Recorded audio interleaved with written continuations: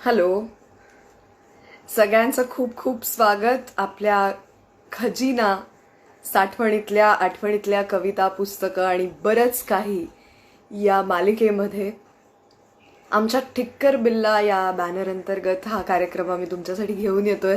आपल्या सगळ्यांना माहिती आहे की या निमित्ताने वेगवेगळ्या मित्रमैत्रिणींशी गप्पा चालू आहेत.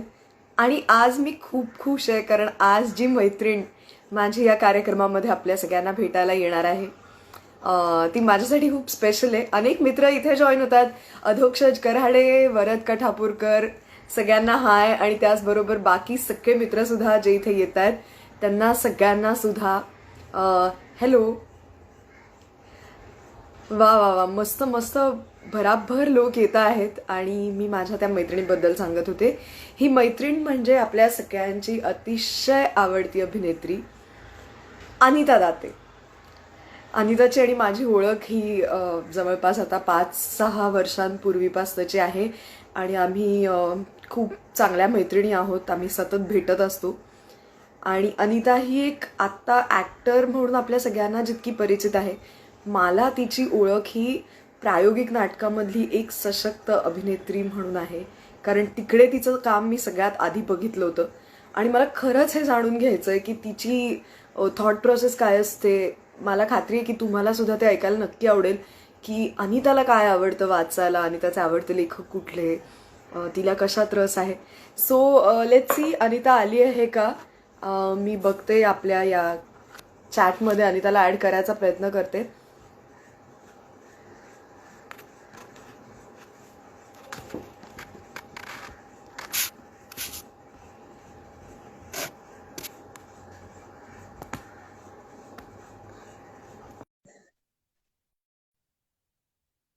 तोपर्यंत सगळ्यांना पुन्हा एकदा हाय. कसे आहात तुम्ही सगळे. अनिता ये. हॅलो. हाय. कशी आहेस अनिता. स्पृहा? मस्त आहे, खूप मजेत. हम्म. मजेत म्हणजे क्वारंटीन मध्ये जितके मजेत असू शकतो त्या प्रमाणात खूपच मजेत असं म्हणायला पाहिजे. हो, मजेत आहे असंच म्हणायला पाहिजे. असंच म्हणायला पाहिजे. खरं तर तू नाशिकला आहेस. हम्म. सगळं कसं आहे तिकडे, काय परिस्थिती आहे.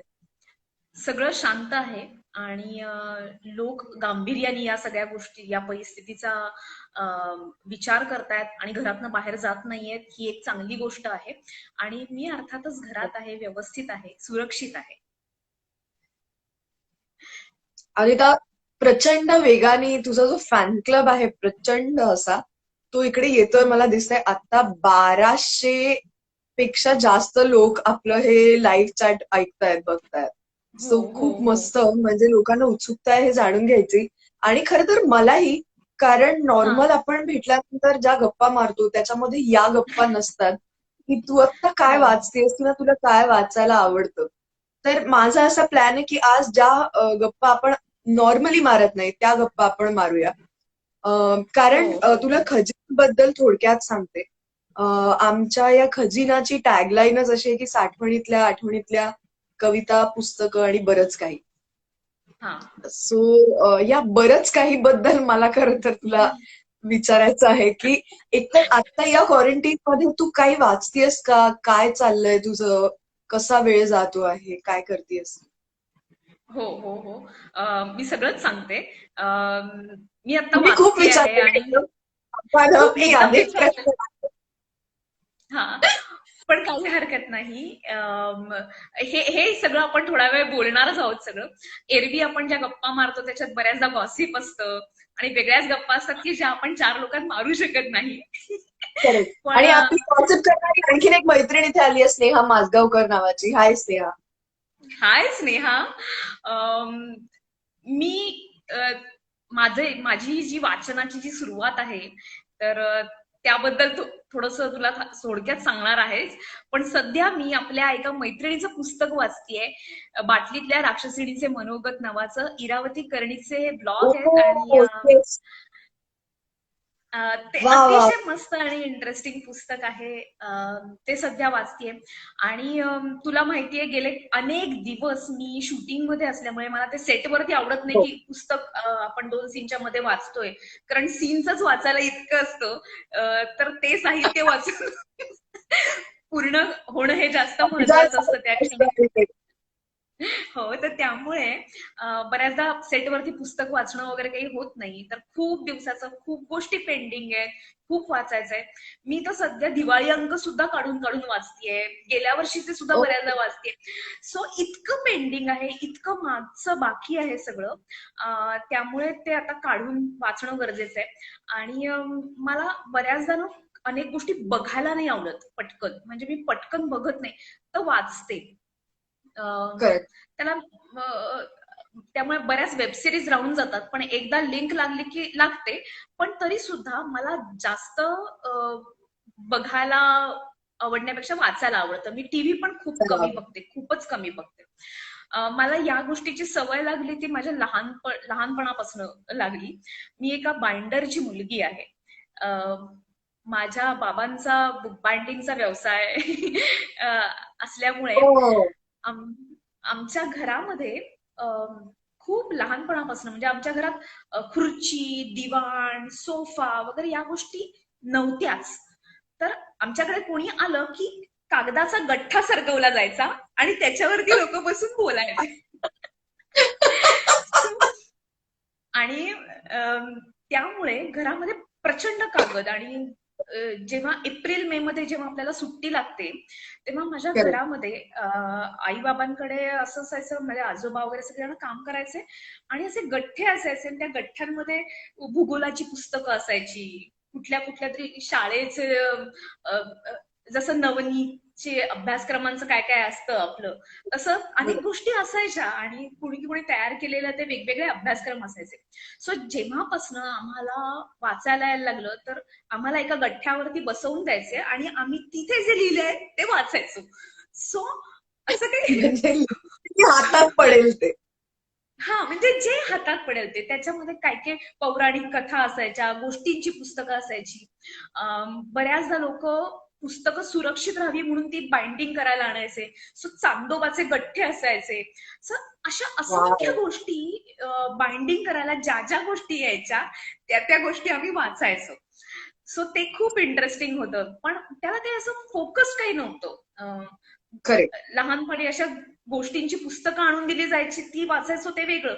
पण अवांतर वाचन म्हणजे हे की भूगोलाचा प्रश्न, अरे चौथीला म्हणजे तो अभ्यासक्रम आहे वगैरे, हे असं आम्हाला आधीच कळायचं. तर हे ते वाचन होतं, याच्यापेक्षा वेगळं काही नाही. पण सुदैवाने मी एका चांगल्या शाळेमध्ये होते. मातोश्री रामपारेबाई सारडा कन्या विद्या मंदिर नावाची माझी शाळा, आणि खूप चांगल्या मराठीच्या शिक्षिका. त्यामुळे केवळ पाठ्यपुस्तक नाही, तर पाठ्यपुस्तका व्यतिरिक्त काहीतरी वाचलं जायचं. त्यांच्यामुळे आमच्या राजपाठक बाई होत्या, त्या खूप सांगायच्या की हे वाचा, ते वाचा. त्या वाचून दाखवायच्या बऱ्याचदा. आणि खूप इंटरेस्टिंग असायचं सगळंच. किंवा कुठल्या तरी कॉम्पिटिशनसाठी तयारी करताना संदर्भ पुस्तक वाचलं जायचं. तर अशी हळूहळू हळूहळू वाचनाची आवड निर्माण झाली. आणि मला हे हे वातावरण, माझं बऱ्याचदा असं असतं की जर समजा मला व्यायाम करायचा असेल, तर मला कपडे ते व्यायामाचे चांगले लागतात. तसं मला वातावरण पुस्तकांचं वातावरण खूप चांगलं लागतं. आणि मला आवड निर्माण झाली लायब्ररीत जाऊन वाचायची. तर आमच्याकडे सार्वजनिक वाचनालय नावाची एक अप्रतिम अशी लायब्ररी आहे. आणि तिथे जाऊन वाचता यायचं. तुम्हाला पाहिजे ते पुस्तक तुम्ही काढा, ते वाचा, तिथे परत करा. तुम्ही संध्याकाळपर्यंत बसू शकता. तर अशी सोय होती आणि संदर्भ ग्रंथ आणि ही उपलब्ध सगळी होते. मोफत पुस्तकं म्हणजे मेंबरशिप वगैरे असायची त्याला का मोफत? खूप नॉमिनल मेंबरशिप. म्हणजे घरी घेऊन जायचं असेल पुस्तक, तर तुम्हाला मेंबरशिप लागायची. संदर्भ ग्रंथ वाचायचे असतील तर घ्या, तिथे बसा, राईट. तिथे वाचा, परत देऊन टाका, असं असायचं. त्याच्यानंतर कुसुमाग्रज प्रतिष्ठानची लायब्ररी होती. असं खूप गोष्टी ऑफकोर्स. होत्या. सो मग माझे हे सगळं माझ्यामुळे किंवा माझ्या घरच्यांमुळे नाही झालंय, तर माझ्या आसपासची माणसं जी होती ना, त्यांच्यामुळे सगळं अनेक गोष्टी झाल्या, घडल्या, ज्या अजूनही घडतायत, की आसपासची माणसं मला खूप चांगली मिळाली आणि त्यांनी मला वाचायला बूस्ट केलं, की नाही हे वाच, ते वाच, ते वाच असं सांगत गेले आणि त्यामुळे मला वाचनाची खरं तर आवड लागली. हे माझं माझं स्वयंप्रेरणेने आलेलं नाहीये, की मला खूप वाचनाची आवड आहे असं काही नाही. मी काय सगळं वाचते म्हणजे मला दिसेल ते वाचते. मी तुला म्हंटल ना की आम्ही गठ्ठ्यांवरती बसून दिसेल ते वाचायचो. म्हणजे आत्ताही माझ्या समोर करेक्ट. समजा हे तर काहीच नाही, त्याची बायको आहे त्याच्याहूनही सुंदर अशी बातमी आली तर तीही मी वाचते. पण आय एम सो ग्लॅड आज तू इथे आली आहेस, कारण नॉर्मली मालिकेमधली तुझी जी इमेज आहे ना, ती आणि नॉर्मल आयुष्यातली तू ह्यांच्यात इतका फरक आहे. आणि आज हा जो तुझा एक मजेशीर सार्कॅस्टिक स्वभाव आहे, तो या गप्पांच्या निमित्ताने लोकांना ऐकायला मिळतोय. याचा मला जास्त आनंद होतोय खरं. पण स्पृहा एक मात्र या सगळ्यामध्ये आहे की हे म्हणजे साहित्य नाही, हे मला नक्की कळायला लागलेलं आहे की पण पण ना, ती किती किती मोठी गोष्ट आहे माहितीये ना, की काय वाचायचं आणि काय नाही याची सुद्धा शिस्त म्हणजे लागायला एक आपल्याला कोणीतरी ते सांगायला लागतं. तू म्हटलीस तसं, की ती माणसं पण आपल्याला वेळेत भेटायला लागतात, की काय वाचन म्हणजे योग्य वाचन. हो नाहीतर हो ते हो फारच हेवायर राहतं. हो. त्यामुळे आणि त्या लहानपणी अगदी हा हा सॉरी हा नाही सॉरी बोल. नाही नाही नाही, तू म्हटलं सांगत होतीस. हा तेच लहानपणी वाचलेल्या गोष्टी वेगळ्या होत्या, लहानपणीचे लेखक वेगळे होते. मग अगदी नासी फडक्यांचं गुजगोष्टी असेल किंवा अजून काही असेल, हे खूप लहानपणी वाचलं गेलेलं आहे आणि काही गोष्टी ऐकल्या गेलेल्या आहेत. पण ते झालं तेव्हाच. आताच खूप वेगळं आहे आणि आता आता भेटलेली माणसं वेगळी आहेत आणि त्यांच्यामुळे तयार झालेलं साहित्याचं वातावरण आता खूप वेगळं आहे. आम्ही नाशिककर लोक ना म्हणजे आमच्या नाशिककडे सुद्धा बघताना लोक कुसुमाग्रजांचं, शिरवाडकरांचं नाशिक, कानेटकरांचं मी नाशिक असं मी ऍक्च्युली त्याबद्दल बोलणार होते, की नाशिक मधल्या लोकांना एक, आपण आधी काही बोलायच्या आधीच एक असतंच त्यांच्या मनात, की आम्ही कुसुमाग्रजांच्या शहरातले आहेत, आमच्याशी फार वाद घालायला यायचं नाही साहित्याबद्दल. तर तसं हा काही झालं होतं का तुझं लहानपणी तुझ्या मनावरती परिणाम ह्या हम्म, गोष्टीचा? केवळ असा परिणाम नाही झालाय पण अर्थात लहानपणी कुठल्या कविता पाठ आहेत तर कुसुमाग्रजांच्या कविता पाठ आहेत. कुठली नाटकं बघितलेली आहेत तर कानेटकरांची नाटकं बघितलेली आहेत. कानेटकरांची नाटकं वाचलेली आहेत. 5 नाटकांची नावं सांग असं म्हटल्यानंतर केवळ कानेटकर आणि शिरवाडकरांचीच नाटकं समोर बरं, यायची किंवा ती माहिती असायची. बरं. हे पण एवढंच नाशिक नाहीये. खूप वेगवेगळी माणसं नाशिकमध्ये आहेत आणि खूप कवी आहेत, खूप चांगले लेखक आहेत, मनोहर शहाण्यांसारखे लेखक आहेत. अनेक लोक इथे राहून गेलेत की ते त्यांच्यामुळे म्हणजे कानेटकर आणि शिरवाडकरांचं हे इतकं होतं की वेगळ्या गोष्टी वाचल्याच गेल्या नाहीयेत. तर ते मात्र चुकीचं आहे. आणि इव्हन आत्ताही मला ना मला शिरवाडकरांच्या अनेक कविता पाठ आहेत. मला वाव. कानेटकरांची नाटकं किंवा त्याच्यातले उतारे पाठ होते. आता ते मला पटकन म्हणता येणार नाही.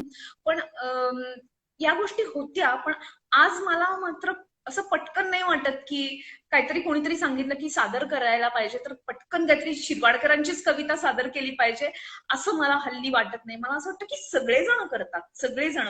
इव्हन मी जेव्हा मुंबईत आले तेव्हा दुबेजींना कुसुमाग्रजांच्या कविता खूप आवडायच्या आणि ते आम्हाला मोठमोठ्यांनी म्हणायला लावायचे. तर म्हणजे महाराष्ट्र गीत वगैरे जोरजोरात म्हणायला लावायचे. तर ओके ठीक आहे. हॅलो. हा आहोत आपण. हा तर ठीक हा, आहे, येतं सगळं येतंय. ठीक आहे. हा हा किंवा कणा कविता सगळेच जण म्हणतात. अरे हो आपल्याला होती 10वीला कणा. मला माझ्या पोर्शन मध्ये 10वीत मला कणा ही कविता होती. सगळ्यांना येते कणा. सगळेजण म्हणतात अहिनकुल. सगळेजण म्हणतात आगगाडी आणि जमीन. सो शिरवाडकर सगळीकडे पोहोचलेले आहेत, ते ग्रेट आहेत. आणि कुसुमाग्रजांच्या कविता मला पर्सनली खूप आवडतात, कारण त्याच्यामध्ये एक प्रकारचं नाट्य आहे. मग ते निसर्गातलं नाट्य असेल, ते जीवनातलं दोन व्यक्तींमधलं नाट्य असेल, मला ते सगळं आवडतं. तरीही कुसुमाग्रज आणि कानेटकर या व्यतिरिक्तही खूप नाशिक आहे. आमचे सर आहेत, मी तुला सांगते, PY कुलकर्णी सर. मी कॉलेजमध्ये होते आणि कॉलेजमध्ये असताना मी 12वीत असताना साधारणतः ते वारले. PY कुलकर्णी, अच्छा. जे आनंद जोरवेकर नावाने कविता लिहायचे. सो काहिलीचे पाणी हा हो. त्यांचा कविता संग्रह, आणि अप्रतिम कविता लिहायचे. असे त्यांच्या कवितांना आपण कालातीत अशा कविता म्हणू शकतो. आणि मला मला पर्सनली त्यांच्या कविता खूप आवडायच्या. तर असं खूप आहे नाशिकमध्ये, खूप लोक आहेत आणि खूप काही गोष्टी आहेत. आणि या सगळ्या हळूहळू गोष्टी कळत गेल्या. म्हणजे एक पुस्तक आहे दीपू चित्रा यांचं, चौरंग नावाचं आहे ते.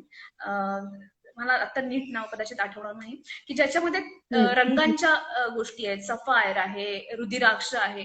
पण तसंच आमच्याकडे नाशिकमध्ये जोशी नावाचे एक जण होते, AV जोशी नावाचे, की बर. ज्यांनी अशाही रंगांवरती कविता लिहिली आहे. आणि मी जेव्हा मुंबईत आले तेव्हा चिन्मयनी, माझ्या नवऱ्यानी, मला 3 फिल्म्स दाखवल्या होत्या, व्हाईट, ब्लू अँड रेड. तर असं रंगांवरती खूप पूर्वी कधीतरी AV जोशींनी पण लिहिलेलं होतं. त्यांच्याही म्हणजे जर्द निळा नावाचा कथासंग्रह होता. तर अशा अनेक गोष्टी आहेत की ज्या यापूर्वी पण होत्या नाशिकमध्ये. अनेकांनी लिहून ठेवलेलं आहे, खूप चांगलं लिहिलेलं आहे. सो ते मात्र झाकोळले गेले या सगळ्या ह्याच्यात, असं काहीच झालेलं आहे. पण मला त्यांच्या अनेक गोष्टी कराव्याशा वाटतात आणि वाचाव्याशाही वाटतात. वा, फारच मस्त. आणि त्या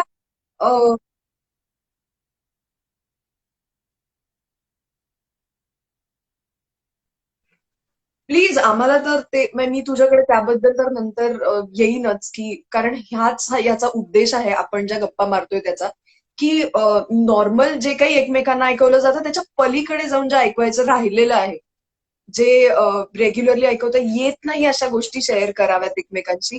अजय परचुरे लाईव्ह मध्ये आहे आपला मित्र, आणि त्याने एक हाय. प्रश्न विचारला जो मलाही तुला विचारायचाच होता, की तू ललित कला केंद्रामध्ये आलीस पुढच्या शिक्षणासाठी, नाट्य प्रशिक्षणासाठी, जिथे तुला सतीश आळेकरांसारखे एक महान गुरु भेटले आणि अनेक आपले मित्रमैत्रिणीही तुला तिथे भेटले. आणि ऑफकोर्स ललित मधले जे दिवस असतील ते नाशिक मधल्या दिवसांपेक्षा किंवा तिथल्या अपब्रिंगिंग पेक्षा खूप वेगळे असतील. तर त्या सगळ्या अपब्रिंगिंगचा आणखीन वेगळा काही परिणाम वाचनावर किंवा ओव्हरऑल तुझ्या विचारांवर झाला का, as a person, as an actor? ते ललित कला केंद्राचे जी 2 वर्ष होती, ती माझ्यासाठी खूप वेगळी होती. आणि मला पूर्णतः बदलवलं ललित कला केंद्राने. आणि वाचन म्हणजे अर्थात तिथे गेल्यानंतर सतीश आळेकर भेटले. सगळ्यात महत्वाची गोष्ट म्हणजे राजीव नाईक तिथे भेटले. अनेक अनेक लोक, श्याम मनोहर, सगळ्यात महत्वाची गोष्ट म्हणजे त्यांचा ओ, प्रचंड वाव. इम्पॅक्ट माझ्या मनावरती राहिला, त्यांच्या लेखन शैलीचा. पण खऱ्या अर्थाने वाचायला लावलं ते राजीव नाईकांनी. आमच्याकडे तेव्हा मी MA ला ऍडमिशन घेतली होती, आणि त्या वेळेला पुस्तकं नव्हती MA ची. आणि हो. आम्हाला संदर्भ ग्रंथ द्यायचे, की हे वाचा, ते वाचा. सो त्या निमित्ताने अनेक गोष्टी वाचल्या गेल्या, पाहिल्या गेल्या. आणि नाटकं वाचली गेली. ते आम्हाला टार्गेट द्यायचे की हे वाचा, ते वाचा. सो तेंडुलकरांची नाटकं, आळेकरांची नाटकं, शफात खानांची नाटकं. शफात खानांची नाटकं मला खूप आवडायची आणि मला ते खूपच आवडतात. त्यांची एकूण लेखन शैली, बोलण्याची शैली ही मला, जिथे जिथे सरकॅझम येतो ती सर्व ठिकाणं मला खूप आवडतात. ऑब्व्हियसली, ऑब्व्हियसली, कारण ते आपल्या आतच असल्यामुळे ज्या ठिकाणी सारख्याचा येतो ते ऑफकोर्स आवडलंच पाहिजे तुला. हो, हो, ऑफकोर्स. हो. सो मज्जा तिथे आली खऱ्या अर्थानं. आणि खूप माणसं भेटली. खूप मित्र भेटले तिथे. आणि ते वेगवेगळ्या शहरातनं आलेले होते. सो मी जसं आता तुला सांगतेय एका मुंबईच्या मुलीला एक नाशिकची मुलगी की आमच्याकडे असं असं आहे आणि आमच्याकडे इतके तसं तेही सांगायचे की अरे नाही अमुक कवी आमच्याकडचे आहेत, अमुक लेखक आमच्या इथले आहेत, त्यांनी हे लिहिलं. सो देवाणघेवाण झाली. सगळ्यात महत्वाची गोष्ट म्हणजे बरोबर. एकमेकांना वाचून दाखवता आलं, एकमेकांशी शेअरिंग झालं. आणि सगळ्यात महत्वाची गोष्ट ललित कला केंद्र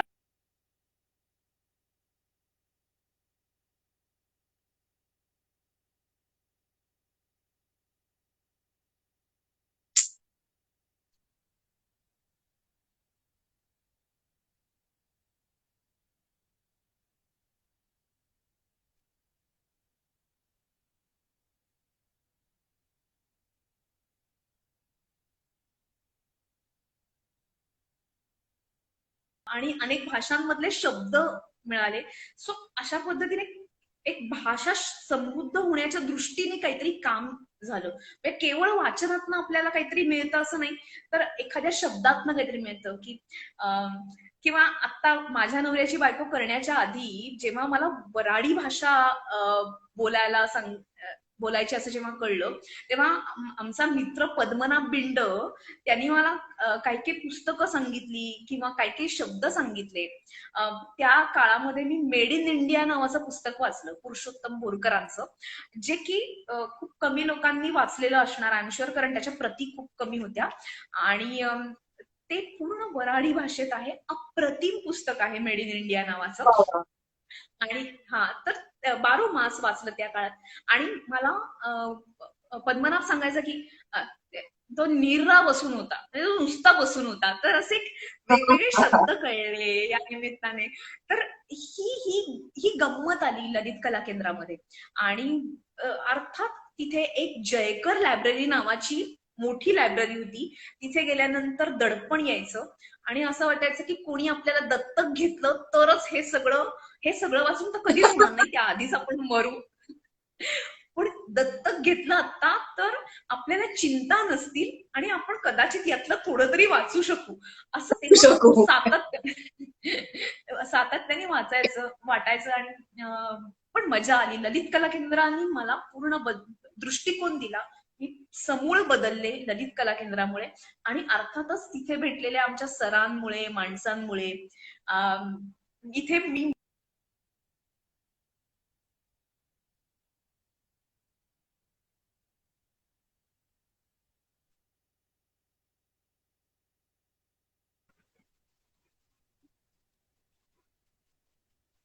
अनिता, तुझा आवाज मध्ये मध्ये जातोय. मला मध्ये मध्ये खूप डिस्टर्बन्स येतोय आवाजाचा. तर अ, काही जणांच्या तशा कमेंट्स आल्या आणि मला तुला काही लोकांबद्दल इथे विशेष सांगायचं आहे, जे आपल्या या लाईव्ह मध्ये जॉईन झालेत. सत्यजित पाध्ये आहे, त्याच्यानंतर निलिमा कुलकर्णी हाय करते आहे, जी हाय आता एक निलिमा, जर्नलिस्ट सत्यजित जी हाय. ललितमध्ये येस, होती. ललित कला केंद्राची आमची पास आउट. येस. त्याच्यानंतर माझे बाबा लाईव्ह बघतायत आणि त्यांनी तुला विचारलं की शफाअत खानांचं तू हे पुस्तक वाचलंयस का? कारण त्यांना सुद्धा हो. शफाअत खानांचं पुस्तकं खूप आवडतात वाचायला. त्याच्यानंतर अद्वैत दादरकर हे सुप्रसिद्ध अभिनेते आणि कपूर दिग्दर्शक तुला असं म्हणतायत की हे खूप प्रायोगिक होतंय अनिता. तर तुझं काही उत्तर आहे का तुझं त्यांच्यावरती? ठीक आहे, मग मी कमर्शियल करते आता हे खूप. एक 5 मिनिटं दे मला फक्त. आणि मिहीर सुद्धा आहे, मिहीर राजदा सुद्धा या चॅटमध्ये. सो हाय हाय एव्हरीबडी. हाय समीर हाय विद्वांस आहे आदिती. या चॅटमध्ये, अनिता. आणि समीरने असा एक खूप इंटरेस्टिंग प्रश्न विचारलाय की ललित कलामध्ये जी परदेशी नाटकं तुम्हाला शिकायला मिळाली, मुळात काही लोकांना इथे ललित कला केंद्र म्हणजे काय हे माहिती नाहीये. ज्या कमेंट्स मध्ये मध्ये मी वाचल्या त्यांना, तर ललित कला केंद्र ही पुण्यामधली नाट्य प्रशिक्षण देणारी एक अतिशय उत्तम अशी संस्था आहे, जिथनं उत्तम कलाकार, दिग्दर्शक बाहेर पडलेत शिकून. आणि अनिता आपल्याला जास्त त्याबद्दल सांगू शकेल. पण समीरने विचारले की ती जी परदेशी नाटकं तुम्हाला अभ्यासक्रमात शिकायला मिळाली, त्याबद्दल आम्हाला काहीतरी सांग, आम्हाला ऐकायला आवडेल. अह, अ, आम्ही तिथे गेल्या गेल्या आम्हाला ग्रीक नाट्य, पाश्चात्य रंगभूमीचा इतिहास नावाने आम्हाला एक अख्खा विषय होता. आणि वा. बऱ्याचदा बऱ्याचदा असं नाशिकमध्येही झालंय की शेक्सपियरची नाटकं जी ट्रान्सलेट झाली आहेत, जी आम्ही केली नाशिकमध्ये बऱ्याचदा वगैरे, पण याशिवाय इतर लोक माहिती नव्हती. आणि त्यांच्या ते काय पद्धतीने विचार करायचे, काय फॉर्मची नाटकं करायचे, किंवा बऱ्याचदा आपण ज्या फील्डमध्ये काम करतो त्या तिथले शब्द आपल्याला माहिती नसतात. सो नवीन भाषा, त्याची भाषा, नाटकाची नावाची एक भाषा असते, ती नाट्य बरोबर. भाषा माहिती झाली. अनेक परदेशी दिग्दर्शक कळले, ते काय पद्धतीने विचार करायचे, सामाजिक गोष्टींचा कसा त्यांच्यावरती इम्पॅक्ट झालेला होता, आणि मग ते कशी नाटकं करत गेले. दुसरं महायुद्ध त्यांच्याकडे झालं होतं. अशा अनेक गोष्टी आणि त्यातनं तयार झालेली नाटकं वाचली गेली, आम्ही सादर केली. वा. तिथला काय, तिथली संस्कृती काय आहे, इतिहास काय आहे, या निमित्ताने जगाकडे बघता आलं. सो नाशिक मधनं बाहेर पडल्यानंतर सगळ्यात पहिली गोष्ट म्हणजे पुण्यामध्ये जाऊन जेव्हा ललित कला केंद्रामध्ये हे जेव्हा शिक्षण घेत होते, तेव्हा असं मोठं काहीतरी तयार झालं होतं. आणि राईट. खूप लोक कळली होती, अनेक लोकांच्या प्रेमात पडायला झालं होतं की हा काय विचार आहे, हे काय नाटक आहे वगैरे. असं मी करून बसले होते तेव्हा तिथे. स्टॅनिस्लॉव्स्कीची मेथड आहे ती कळली. त्या अजून तर आपण स्टॅनिस्लॉव्स्कीच्या मेथडनीच काम करतो असंच आहे, आपण त्या पलीकडे जात नाही, कारण ते इतकं आपल्या अंगामध्ये आहे. आणि हिमलेला. आमचे सर फार छान शिकवायचे. अनिरुद्ध खुटवड आम्हाला स्टॅनिस्लॉव्स्की मेथड शिकवायचे, अप्रतिम शिकवायचे. आता या सगळ्याचा इम्पॅक्ट अर्थातच झाला. आणि आजही मला ती नाटकं, अर्थात मी इंग्रजी खूप कमी वाचते, पण मला आवडतं की जे ट्रान्सलेटेड असेल ते वाचायला मजा येते खूप. आणि खूप चांगलं साहित्य बाहेर आहे. आणि ते आपण इथे केलं पाहिजे. अनेक गोष्टी नाही केल्यात आपण. हे करता कामा नये की नाही आपण मराठी आपलं काहीतरीच केलं पाहिजे. काही नाही, जे चांगलं आहे ते सर्व आपण केलं पाहिजे असं मला वाटतं. वा. इथे एकानी त्यांची कमेंट थोडीशी वरती गेली, मी त्यांचं नाव वाचेपर्यंत, पण त्यांनी असं लिहिलंय की त्यांना अय्या मधलं तुझं कॅरेक्टर खूप आवडतं. हे thank you, thank you so much. So, पण मला अनिता एक गोष्ट सांग, मला हा जेन्युअनली एक प्रश्न आहे की तुम्ही जेव्हा नाट्य प्रशिक्षण घेतलं किंवा त्याचा एक सिरियसली विषय म्हणून अभ्यास केलात, एक थिअरी म्हणून अभ्यास केलात, आणि त्याच्यानंतर जेव्हा तुम्ही कमर्शियली काम करायला लागलात, तेव्हा ती थिअरी प्रॅक्टिकली अप्लाय करताना कधी असा त्रास झाला का, की मग हे वेगळं आहे, आपण जे शिकलोय त्याच्यापेक्षा ऍक्च्युली जे काम करतोय ते वेगळं आहे, किंवा अडॅप्ट करायला अवघड जातोय, असं कधी तो स्ट्रगल झाला का तुझ्या बाबतीत? अं, झाला, म्हणजे अजूनही होतो. असं काही हे नाही की, आणि ते होणार, यापुढेही होत राहणार. आपण वेगवेगळ्या लोकांबरोबर काम करणार. पण सगळ्यात चांगली गोष्ट अशी की आम्हाला याची जाणीव सरांनी खूप आधीच करून दिली होती. की आमच्या सरांनी खूप आधीच सांगितलं होतं, कृपा करून तुम्ही जेव्हा प्रोफेशनली काम.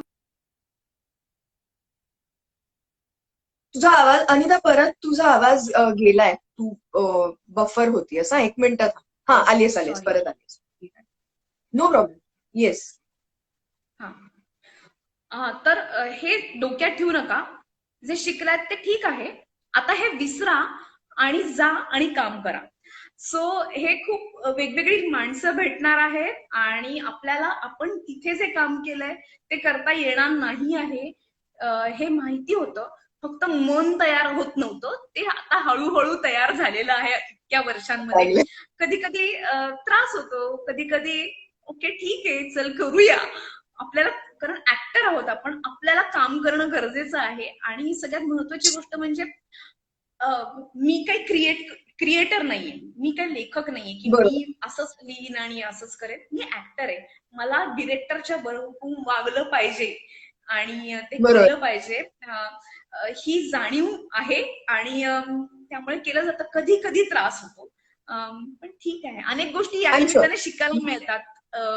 आणि कदाचित समोरचा माणूसही योग्य असू शकतो. अनेक लोक अशी आहेत आपल्याकडे की ज्यांनी प्रॉपर ट्रेनिंग न घेता सुद्धा त्यांचा अनुभव एवढा मोठा आहे. तर अशा लोकांच्या हाताखाली काम करून सुद्धा आपण नवीन काहीतरी शिकतो आणि जुनं काहीतरी पुसतो. तर ते फार छान आहे, ते फार नक्की. इंटरेस्टिंग आहे, ते करायला आवडतं. वा. माझे आई बाबा दोघंही हे लाईव्ह बघतात आणि तुला माहितीये त्यांना तू खूप आवडतेस दोघांनाही. तर हो. आईनेही तुला आणि हॅलो म्हटलंय आणि येस. बाबांचं असं म्हणणं आहे की व्हेरी नाईस, पण do not become type cast, असं त्यांनी तुला सांगितलंय. हो हो, मी मी माझ्या बाजूने नक्की या गोष्टीचा प्रयत्न करणार आहे. अनिता, माझा अनेक वर्ष आता तुला ओळखून हे माहितीये की तुझं जे वाचन आहे किंवा तुझी जी आवड आहे ती मगाशी आपण बोललो त्या पद्धतीने थोडी सॅरकॅस्टिक गोष्टी असतील किंवा श्याम मनोहर किंवा शफात खान या पद्धतीची तुझी आवड आहे. पण मी तुला कधीच विचारलं नाही की मला सगळ्या या साहित्य प्रकारांमधली सगळ्यात आवडती माझी गोष्ट ही कविता आहे. तर तुला कविता वाचायला आवडतात का का नाही आवडत हे मी तुला कधीच विचारलेलं नाही आतापर्यंत. सॉरी स्पृहा, पण मला कविता फार काही वाचायला आवडत नाहीत.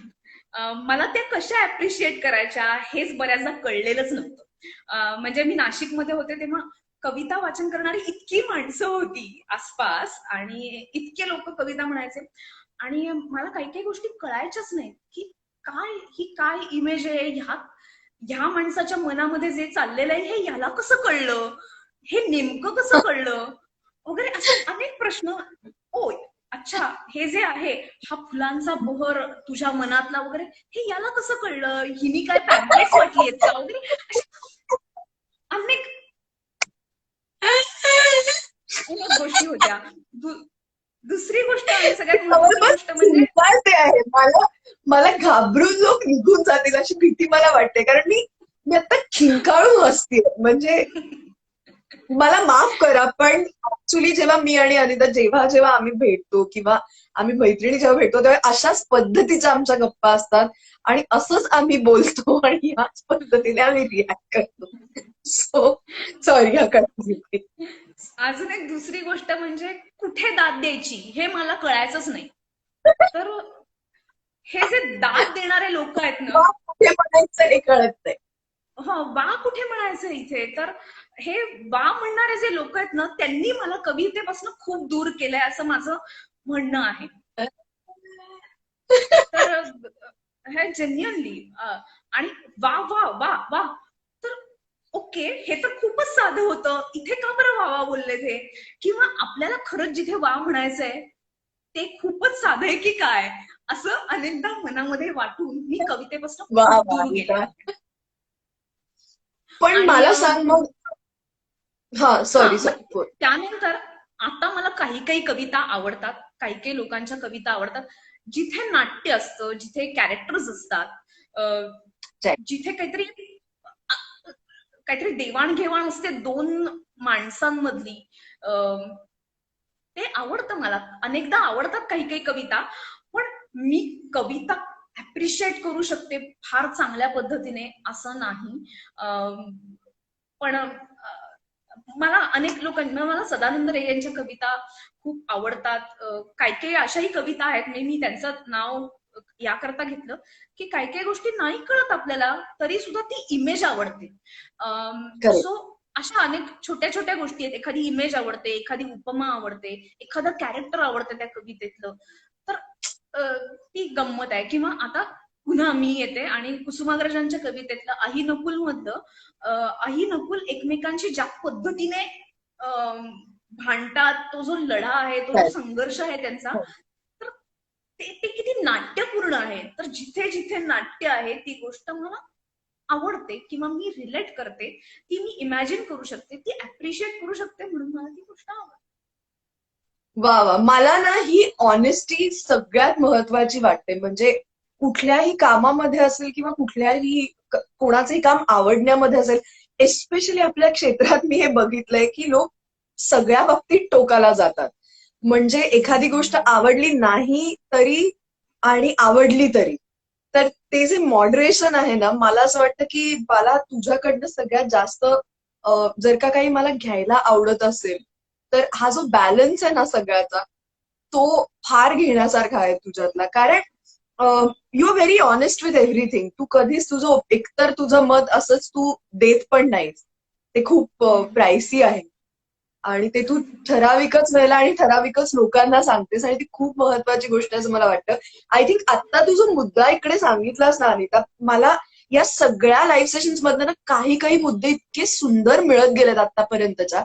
त्यातला आय थिंक आता आपल्या या सगळ्या गप्पांमधला जो कायम माझ्या लक्षात राहील तो मुद्दा असणार आहे की दाद कुठे आणि कशी द्यायची ह्याला पण एक काहीतरी लॉजिक पाहिजे, त्याला अर्थ पाहिजे आणि ते खरंच आपल्या मनाला भिडलं पाहिजे, तर ती आतून आलेली दाद सगळ्यात जास्त इम्पॉर्टंट असते. सो क्या बात आहे, वा वा, हे तू फारच कमाल थँक्यू थँक्यू बोललीस. आणि थँक्यू. ह्याबद्दल खूप जणांच्या छान, आता तू जे बोललीस ते आवडून लोकांच्या खूप छान कमेंट्स येत आहेत. इव्हन काही सगळे बऱ्यापैकी लोक तुझ्या अनेक परफॉर्मन्स बद्दल बोलतायत. त्याच्यामध्ये माझ्या नवऱ्याची बायको तर आहेच, पण एकाने आता अशी कमेंट केली इकडे की त्यांना तुंबाड मधलं तुझं काम खूप आवडलंय. Thank you so much. आणि मला आता तुला विचारायचं की हा जो आपला उपक्रम आहे त्याच्यात आज तू आम्हाला काय ऐकवणार आहेस? हा, मी अर्थातच आता मी नाव घेतलं, सदानंद रेग्यांची ठोंबरे नावाची कविता मी तुला ऐकवते. वा. तू ऐकली असशील नसशील मला माहिती नाही, पण आणि त्या मी आता निमित्ताने उगाचच सगळ्यांना वा असं म्हटलं नाही मला.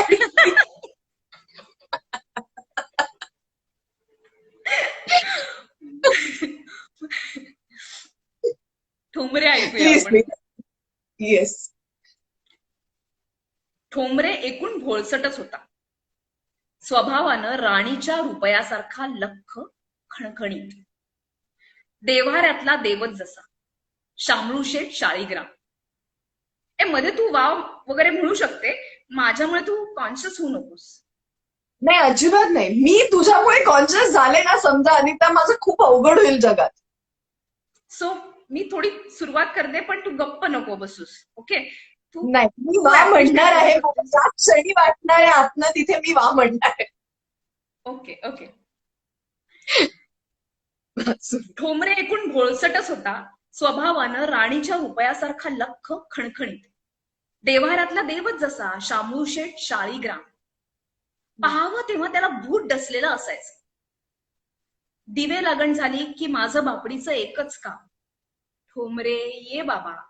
मग ठोंबरे यायचा, मी लक्ष्मबाई मीठ मोऱ्यांनी त्याची दृष्ट काढायचं. टिळकांना सांगितलं की ते म्हणत, तू कशाला लागतेस त्या भूताच्या पाठीस, that could be a Holy ghost. एक दिवस ठोंबरे मला म्हणाला, आई आज मन दुखतंय सारखं सकाळपासून. मला वाटलं नेहमीचाच वात्रटपणा. मी पोळी लाटून तव्यावर घातली. तो म्हणाला, खरंच आई, तुमच्या गळ्या शपथ. मी म्हंटल, मेल्या, मी मेले तर तुझं रे काय जाणार आहे? तो म्हणाला, मग मी जातो मरून. मी म्हंटल, तेवढं मात्र करू नकोस, मला रडायला वेळ नाही. दुपारी मला सांडगे घालायचे, मी संध्याकाळी टिळकांशी भांडायचंय. तव्यावरती पोळी परतत होते तेव्हा माझ्या कानाशी लागून तो म्हणाला, आई, माझ्या मनात एक औदुंबर उगवतोय, त्याचा ठणका लागलाय सारखा. मी त्याच्यासारखाच हेल काढीत म्हटलं, छान, आता टिळक नी तू दोघे त्याच्यावरती जाऊन बसा 24 तास, खाली येऊच नका. नाहीतर असं कर, तुझा तो औदुंबर आकाशाला लागला की त्याची फुलं आण, तुझ्या फुलराणीला वेणी करू आपण. तो म्हणाला, छान कल्पना आहे. वा वा वा. खरंच छान, गुड, एक्सलंट. वेणी फॉर फुलराणी. बोलता बोलता धूम रुळावर धावतच सुटला. मी ओरडतीये, ठोंबरे थांब, असा वेड्यासारखा धावतोस काय? पण तो धावतच होता, निर्झरासारखा धावत होता. तुळशीच्या पांदीतून तो मला दिसत होता. अखेर तो एक ठिपका झाला, मी आकाशात कुठे दिसेनासा झाला. वा.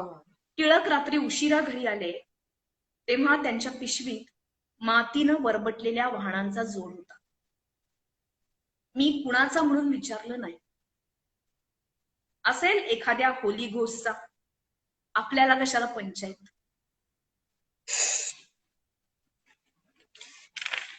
बापरे अशी रे. ही सदानंद रेग्यांची कविता आणि वा माझी वा खूप आवडती वा कविता वा. आहेत. त्यांच्या अशा क्या बात है. खूप कविता भारी आहेत. मला असं वाटतं की या कवितेबद्दल थोडंसं सांगावं, कारण कदाचित ह्यातली जी पात्र आहेत ती लोकांना समजा कळली नसतील. तर ही बालकवींबद्दलची कविता आहे. हा. आणि लक्ष्मीबाई टिळक ती सांगतायत अशी कल्पना आहे त्या कवितेतली. आणि बालकवींचा मृत्यू हा त्यांच्या वयाच्या खूप लवकर झाला. म्हणजे अगदीच तरुणपणी त्यांचा मृत्यू झाला. आणि बापरे, फारच चटका लावणारी कविता. वा वा अनिता, क्या कविता बात है यार. आणि त्याच्यात माझ्या मनात एक औदुंबर उगवतोय वगैरे, हे जे आहे, ही त्या सगळी जी कविता आहेत. त्या हा. एक्झॅक्टली. आणि ही यात त्यांच्या कविता आहेत. तो धावत सुटला निर्झरासारखा, मनात पुन्हा तुझ्या फुलराणीला ती नेऊन दे फुलं. एक्झॅक्टली. तर या बालकवींबद्दलची ही कविता, आणि अतिशय ज्यांना यातला रेफरन्स कळेल, अर्थात जे माझं होतं, की मला रेफरन्स कळला नाही, की ती कविता नाही समजत, नाही कळत, की बरोबर. एखाद्याच्या सो ही मला कळली. हे मी अप्रिशिएट करू शकले, म्हणून हे मी अप्रिशिएट करू शकले याचं हे उदाहरण आहे. आणि ते मी आता मांडलं. वा. अम, हे झालं सदानंद रेग्यांचं. पण मला तरी सुद्धा, मी जे सुरुवातीला आपल्या चर्चेच्या आधी तुझ्याशी बोलले होते स्पृहा, की मला एखाद्या अशा व्यक्तीची कविता ऐकवायला आवडेल, नाशिकच्या. ते म्हणजे आमचे सर, आमचे PY कुलकर्णी सर, की जे आनंद जोर्वेकर नावानी कविता लिहायचे. त्यांची कविता मी वा. तुला ऐकवते, कारण आय एम प्लीज. शुअर ती कारण मी कधीच त्यांची कविता ऐकली नाहीये. आणि आय एम क्वाईट शुअर की अनेकांनी ती ऐकली नसेल, जे आपल्या या गप्पा ऐकतात त्यांनी. तर त्यांच्यासाठी हा एक वेगळी ट्रीट असेल ही कविता, म्हणजे आय एम शुअर. एक्झॅक्टली. त्यांचा काहिलेचे पाणी हा कविता संग्रह, ज्याला अनेक पुरस्कार मिळाले. पण ते 46व्या वर्षी, त्यांच्या वयाच्या 46व्या वर्षी वारले. आणि त्यानंतर त्यांचं काही आलं नाही. पण त्यांच्या कविता या अप्रतिम कविता आहेत. आणि सगळ्या इथले अनेक कवी लोकांना माहिती आहेत, प्रकाश होळकर वगैरे, की जे गाऊन बरोबर. आपली कविता सुद्धा सादर करतात. सो हो, असे लोक हो. जे परफॉर्मर आहेत कवितेचे, ते लोकांना माहिती आहेत, कळतात. जोर्वेकर दुर्दैवाने खूप लवकर गेल्याने अनेक लोकांना आज माहिती नाही आहेत. अनेकांना माहिती सुद्धा आहेत, जे या क्षेत्राशी संबंधित आहेत. पण त्यांची मला एक आवडणारी कविता, जी मी खूप रिलेट करते, बऱ्याचदा रिलेट करते, ती तुम्हाला ऐकवते. बाबा तुमचे पाढे चुकले, अशी कविता आहे. आईच्या ओव्यांचे सत्वशुद्ध सूर धूसर होत गेले आभाळा पल्याड. खोल चरत गेल्या घळीत रुतले माझे करंटे पाय. मान तिरकी करून कावळा म्हणाला, खडे टाकूनही आता पाणी येणार नाहीये वर. मान तिरकी करून कावळा म्हणाला, खडे टाकूनही आता पाणी येणार नाही वर. जीव सांडून जपावं असं वृंदावन नाही, फुटून महास्फोट होईल असं रसायन नाही. निळ्या रक्ताचंही असतं गाणं, गाऊन पाहिलं. शब्दांमधूनही उगवतं झाड, लावून पाहिलं. निळ्या रक्ताचंही असतं गाणं, लावून पाहिलं. शब्दांमधूनही उगवतं झाड, लावून पाहिलं. हातात ठेवून फक्त हवा, पक्षी उडाले. नितळ डोळ्यांनी छोटी म्हणाली, बाबा तुमचे पाढे चुकले. वा वा वा. अशी किती ही सुंदर त्यांची कविता. लिहिलंय आणि किती सोपं आणि किती अं, भेदक म्हणतो ना आपण त्याला, तशी तशी कविता आहे ही. वा. सो अनिता, ज्यांनी आधीची चर्चा ऐकली असेल आणि ज्यांनी आता तुझं हे कविता ऐकवणं ऐकलं असेल ना, म्हणजे यापुढे प्लीज असं म्हणू नकोस की तुला कविता कळत नाही. जाहीरपणे तर प्लीज म्हणू नकोस. कारण ज्या पद्धतीने आणि ज्या प्रेमाने तू कविता सादर केल्यास ना आता, ते ऐकून कुणाचाही विश्वास नाही बसणार याच्यावरती की तुला कविता अप्रिशिएट करता येत नाहीत. इतक्या नाही नाही सुंदर नाही. पद्धतीने तू कविता ऐकवल्यास आता. Yes, thank you thank you. पण तू काहीतरी ऐकवलं पाहिजेस, आणि अनेक लोक I am sure.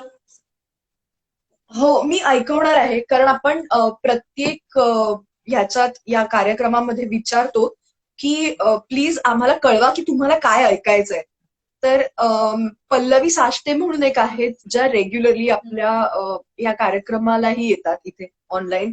YouTube channel सुद्धा बघतात आणि त्याच्यावरती सुद्धा रेग्युलर कमेंट करतात. सो त्यांना माझी प्राजक्त नावाची कविता ऐकायची आहे. तर ती मी ऐकवणार आहे आज तुला. आय होप तू ह्याला वा असं खरंच मनापासून म्हणशील. ही लोपामुद्रा नावाच्या माझ्या पुस्तकातली कविता आहे. तुला गुलाब आवडतो, मला प्राजक्त हवासा. तुला गुलाब आवडतो, मला प्राजक्त हवासा. तुला वेड सुगंधाचं, मला स्पर्शाचा दिलासा. तुला गुलाब आवडतो, मला प्राजक्त हवासा.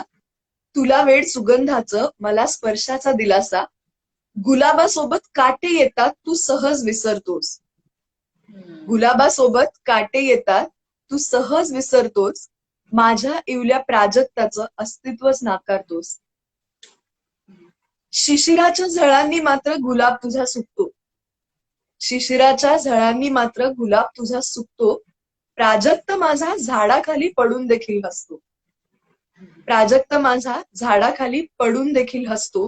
गुलाबाला तुझ्या ठाऊक तुझ्यासाठी नटायचे. गुलाबाला तुझ्या ठाऊक तुझ्यासाठी नटायचे. प्राजक्ताला फक्त असते माझ्यासाठी असायचे. प्राजक्ताला फक्त असते माझ्यासाठी असायचे. उद्या थकशील जरा विचशील गुलाब तुझा नसेल. उद्या थकशील जरा विचशील गुलाब तुझा नसेल. मात्र माझी ओंजळ नेहमी प्राजक्ताने भिजेल. मात्र माझी ओंजळ नेहमी प्राजक्ताने भिजेल. वा वा वा. तुझ्या संग्रहातली ही कविता मी वाचलेली आहे, लोपामुद्रामधली, आणि फार छान आहे. थँक्यू. वा वा, मला फारच भारी वाटतंय. आणि मी आणखी एक छोटीशी कविता ऐकवणार आहे जी कमलेश पाटील यांनी रिक्वेस्ट केली होती. त्यांना ती ऐकायची. कृष्णाच्या बद्दलची तक्रार असलेली कविता मी एका कार्यक्रमामध्ये मागे ऐकवली होती. सो त्यांनी तिची फरमाईश केली आहे तर मी ती ऐकवते. ओके. मोगऱ्याची मिठी कोवळ्या वेदना. मोगऱ्याची मिठी कोवळ्या वेदना. मौन सांगेल सारी कहाणी तुझी. मोगऱ्याची मिठी कोवळ्या वेदना. मौन सांगेल सारी कहाणी तुझी. जो निळावून टाकेल संवेदना. जो निळावून टाकेल संवेदना. देव कुठला असा घातकी पातकी. मी आणि माझे तुझे तेही माझे. तुझ्यासारखा कर्मयोगी नसे. मी आणि माझे तुझे तेही माझे. तुझ्यासारखा कर्मयोगी नसे. इथे प्रेमयोगात बेभान आम्ही. इथे प्रेमयोगात बेभान आम्ही. आम्हाला उगा त्या निळ्याचे पिसे. अकस्मात सारेच निसटून जावे तरी तू न हातात येशी कधी. अकस्मात सारेच निसटून जावे तरी तू न हातात येशी कधी. मीरा असो वा असो कोणी राधा. मीरा असो वा असो कोणी राधा. परंतु अखेरीस तू पारधी. आणि शेवटच्या ओळी आहे. तुझ्या काळजाचा कुणी ठाव घ्यावा. तुझ्या काळजाचा कुणी ठाव घ्यावा. तुला काळजाशी धरावे कुणी. तुझ्या काळजाचा कुणी ठाव घ्यावा. तुला काळजाशी धरावे कुणी. खरे सांग वेडी तुझी बासरीही. खरे सांग वेडी तुझी बासरीही. खंतावते ना अखेरी मनी. खंतावते ना अखेरी मनी. वा वा वा. अशा या दोन कविता मी ठरवलं होतं की तुला आज ऐकवायच्या. कारण एनिवे त्याची खूप फरमाईश छान. पण आली होती. खूप छान. खूप छान. मजा आणि आली जरा मला. दोन वेगळे. हा, पण मला हा खूप म्हणजे छान जरा वाटलं आणि मजा आली. हम्म. आणि तुझ्या तोंडून तुझी कविता ऐकायला जास्त छान वाटतं. सगळ्यात महत्वाची गोष्ट म्हणजे तुला कविता खूप चांगल्या पद्धतीने प्रेझेंट करता येते. अनेक कविता अशा आहेत की त्या लोकांनी ऐकल्या आहेत आणि व्हिडिओ फिरतात आमच्याकडे. आमच्या ग्रुप वरती व्हिडिओ असतात तुझ्या कवितांचे. ते खूप मस्त असतात. छान वाटतं मला. वा वा. आणि मला आज खूपच छान वाटलं. म्हणजे आता अनिता आपण गप्पांना सुरुवात करून ऍक्च्युली तासभर होत आलाय आणि इतका इतका धमाल गेला हा पूर्ण वेळ. कारण कळलंच नाही. म्हणजे इतक्या सहज गप्पा झाल्या, इतक्या छान गप्पा झाल्या, इतक्या वेगळ्या गप्पा झाल्या. आणि मला असं वाटतं की टिपिकल इंटरव्ह्यू आपल्याला करायचाच नाहीये, कारण मी काय तुझा इंटरव्ह्यू करणार. म्हणजे तू माझ्यापेक्षा खूप मोठी आहेस, आपण काम करतोय त्या ह्याच्यात सुद्धा तू मोठी आहेस माझ्यापेक्षा. मला हे सांगायचं नाही की तू माझ्यापेक्षा वयाने मोठी आहेस, पण मला हे सांगायचं की ज्या पद्धतीचं काम तू करतेस आणि केलंयस, तर मी ते बघत बऱ्यापैकी मोठी झालीय. म्हणजे तुझी प्रायोगिक नाटकं असतील किंवा तू केलेली कामं असतील ही मी बघितलीय. आणि त्यामुळे मला खूप भारी वाटतं की you know I know this girl, she is a star, I know her. तर आज तू ह्या गप्पांमध्ये आलीस आणि एवढ्या मस्त आठवणी आमच्यासोबत शेअर केल्यास, इतक्या सुंदर कविता ऐकवल्यास ज्या अदरवाईज ऐकायला मिळत नाहीत, त्या कविता ऐकवल्यास त्याबद्दल थँक्यू. आय होप तुला पण मजा आली असेल या गप्पात. मला खूप मजा आली आणि छान वाटलं. या निमित्ताने मला या कविता ऐकवता आल्या, तुझ्याकडनं छान ऐकता आलं. त्यामुळे खरंच या खजिन्याला माझ्या खूप शुभेच्छा. आणि खूप चांगल्या चांगल्या लोकांकडनं आता मला काहीतरी ऐकायला आवडेल याच्या पुढच्या बुधवारी आणि शुक्रवारी सुद्धा. सो मी तुला फॉलो करतेय आणि बघत राहतेय खजिना. सो आपण सगळेजण फॉलो करूया स्पृहाला, कारण खूप लोक, चांगले चांगले लोक आहेत की जे खजिना बघायला येणार आहेत आणि आपल्याला काहीतरी चांगलं ऐकवायला येणार आहे. सो थँक्यू स्पृहा, मला इथे थँक्यू, इन्व्हाइट केलं थँक्यू त्याबद्दल. अनिता. Thank you so much. आणि आय होप की हा क्वारंटीन लवकर संपू दे आणि आपल्याला लवकर एकमेकींना भेटता येऊ दे, कारण आता खूप महिने झालेत. मला सवय नाहीये अनिताला इतके महिने न भेटता बघायची, म्हणजे राहायची. पण आता लवकर भेटूया, तोपर्यंत बाय.